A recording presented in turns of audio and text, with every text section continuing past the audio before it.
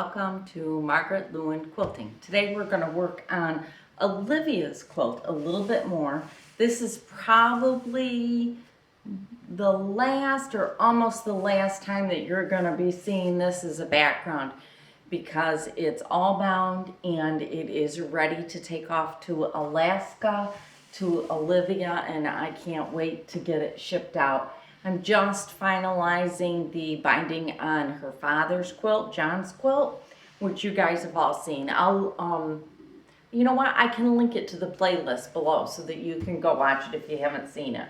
So this is Olivia's quilt, and this is what we're doing for the first quarter of 2017. For those of you that are new, what we're doing is every quarter this year, we're going to be doing a new quilt made out of fat quarters. So welcome to the 2017 fat quarter, first quarter quilt of the month, or quilt of the quarter, I guess it is.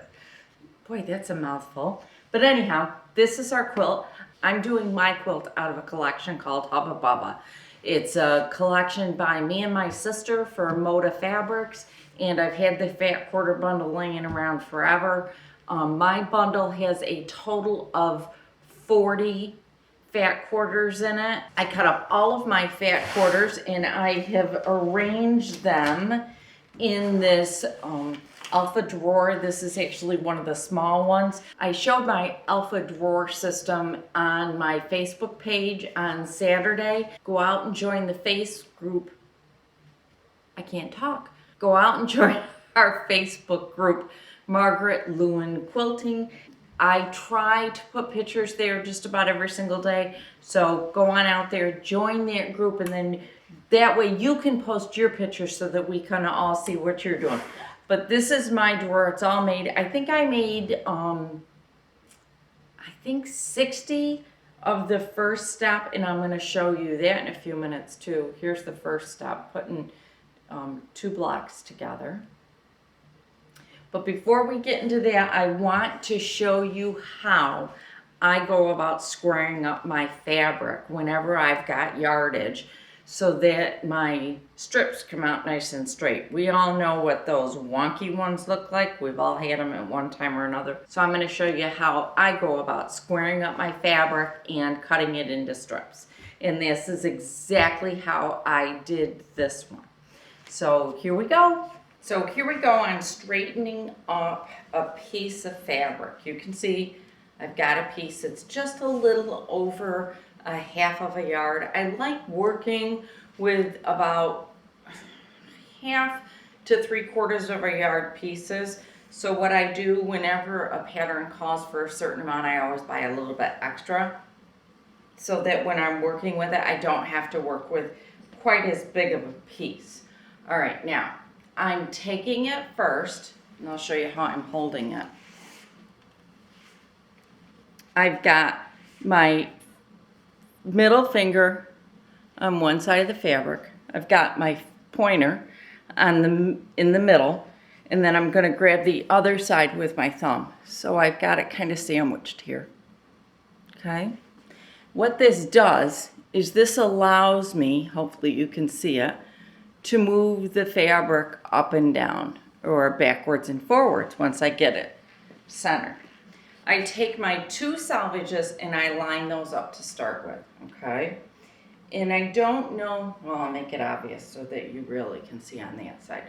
See how it's not laying flat on the front there? See how I've got that little wrinkle? I don't want that wrinkle because that wrinkle tells me that my straight of grain is not laying flat. So what I'm going to do is I just move it back and forth between my fingers. I'll come in more in the middle so I can make it more drastic. See, I just move the front or the back and forth. And what I do is I just move it, lining up my selvages until I can see that I'm pretty straight. And look, there I am. I'm pretty straight right there. So right here looks to be my straight of grain. So from this point, I'm going to take it over and I'm going to lay it down on my cutting table. And I'll put the camera over there with me. So what I'm going to do at this point is lay it down flat, and then I will just make any slight adjustments that I need to line up my grain. I'm going to just very carefully and gently smooth it all out. And then when I go to cut it, so I've got it nice and flat, it looks like I'm nice and straight. My ends are really pretty straight. They're not perfect, but they're pretty good. And I'm just going to line it up right on the bottom of my cutting table. All right. Then what I can do is I'll take my long ruler. I like my rulers, I like to have at least one that is as long as my cutting board is wide. So that what I can do is I can bring it over to the side here and use my numbers on my cutting mat as a guide to make certain that I'm straight. Then from that point forward, then I can just line it up and cut it the way I want. I'll take my fabric that's folded in half and I'll fold it in half again, lining everything up. I want to flip it over this time because I like to work with my selvage at the bottom, not on the top of my fabric.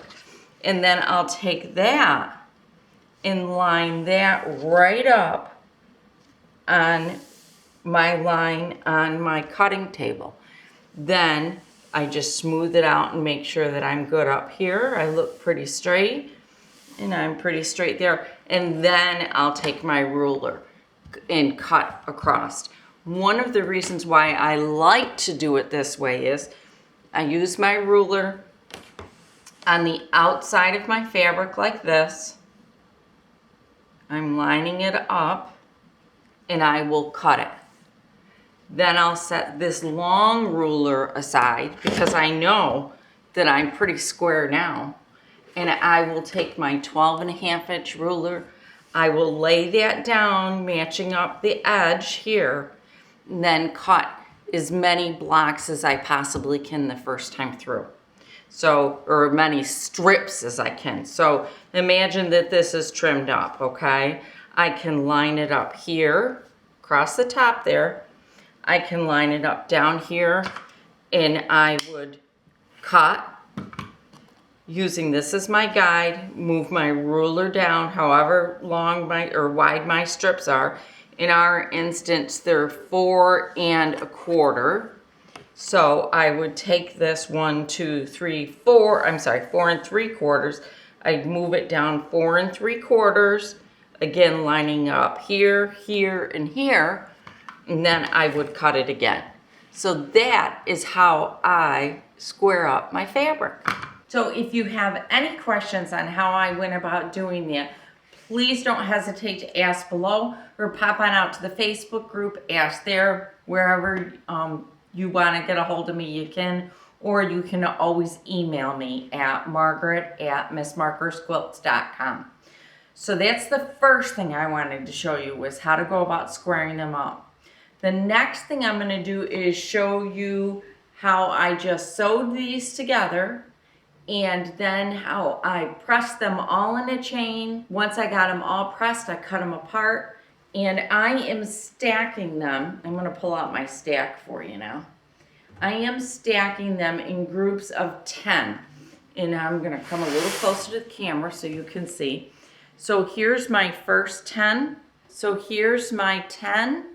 I've stacked them in groups of 10 in just every other one. So I know that these are 10 here when I go to put them together into this 4-patch right here. Okay? So there's that. Next, I'm showing you how I start to sew my 4 patches together. I start by putting a white with a print, matching it all up, and making certain that I have the right sides together. The fabric I'm using is a white on white. It's a little difficult to see. What you're going to see here is I'm actually chain piecing the 2 patches together. What I do is I chain piece probably 5 or 6 of them, and then I will stop, detach 5 of them, leaving one underneath the presser foot, and then I'll get up and go over to the ironing board and iron them, and then I'll continue. The hardest thing that I found on this was making certain that I had my right side together instead of that white on white flipped over. So be careful if you're doing a white on white like I am, because it is really easy to mix up the back. It is really easy to mix them up and not have the right sides together. And here I'm going to just continue to sew these.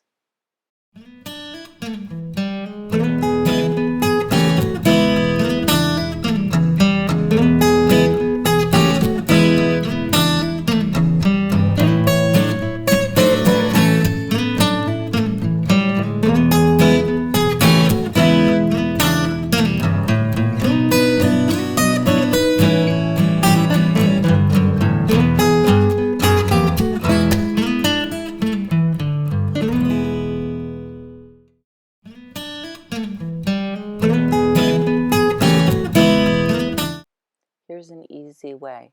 Flip over one of the corners of your fabric, and then that way what you're doing is seeing the front of it and the back of it together. And it does help a little bit with distinguishing the right and the wrong side of the fabric.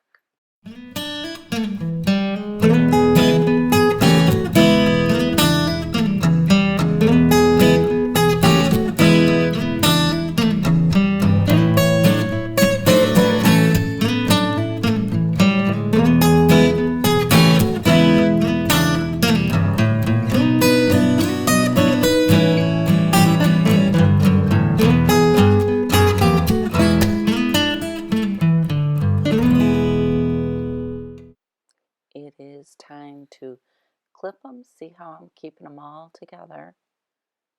And now I'm going to take them right over to the pressing table. Now that we're at the pressing table, I put my print up facing me. And the first thing I'm going to do is, as always, set my seams.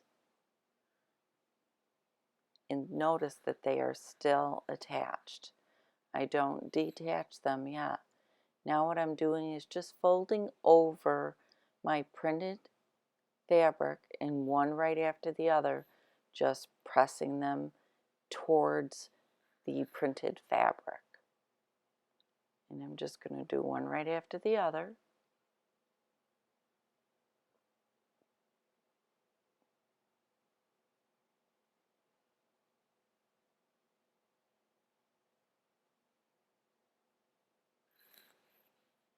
Right. Now what I'm going to do, straighten a couple of them out. Next thing I'll do is just grab my scissors, and I'm just going to carefully clip each one of them apart. And the next thing I will do is double check and make sure that my seams are nice and flat just by flipping them over in my palm. And look, I've got one that's not, so that one's going back down on the table. And there's that pile. Now what I'm going to do is set my seam again for the one that didn't come out nice and flat. And then I'm going to flip it over, and I'll do it from the back side. Just gently holding the fabric so that it presses nicely. And then I'm just going to set my seam again, and now it's all fixed. So what you're going to want to start working on right now is getting all of your fabrics cut. Remember, you're doing a 2.5 inch strip. Here's my 2.5 inch strips, all of them. All right. These are going to be our binding. What's left after our binding, we're going to throw into our stash bucket for the next jelly roll quilt or whatever quilt you want to do. You are going to have a stack of white squares. These squares are 4 3/4 inches square, okay? And then you're going to have a whole bunch of printed squares, all different prints. These are kind of in the blues because mine were stacked that way. But I've got purples, and pinks and oranges. Got all kinds of colors in this one. And these also are being cut at 4 3/4 inches. Okay. The last block, the other block that you're cutting out of it is a 9-inch block. And here is my stack of 9-inch blocks. And believe me, there are a lot of them in here. So that's what we're doing. So next week, I'm thinking that it will probably be about the second week in February that I will start showing you how to put the 4 patches themselves together. Give you a couple little tricks on how to pin them so that you come out with pretty nice points on the corners. And I think that will work out good, because if we can get that done by the middle of February, then we just have to put it together and then start putting our rows together. So by the end of March, we'll be all done with our very first quilt. And I have been busy picking out the fabric for our next quilt for the second quarter, which I am beyond excited about. So thank you so much for joining me today. I hope you pop on out to Facebook, and please do join our group so that we can all enjoy what other people are quilting and making. There have been some beautiful pictures already of quilts posted on there, so I'm really excited about the Facebook group. So if you like this video and you want more like this, please give it a thumbs up, and I will see you again on Friday so that you can find out what else I'm working on. See you then, and I hope you have a great week. Bye.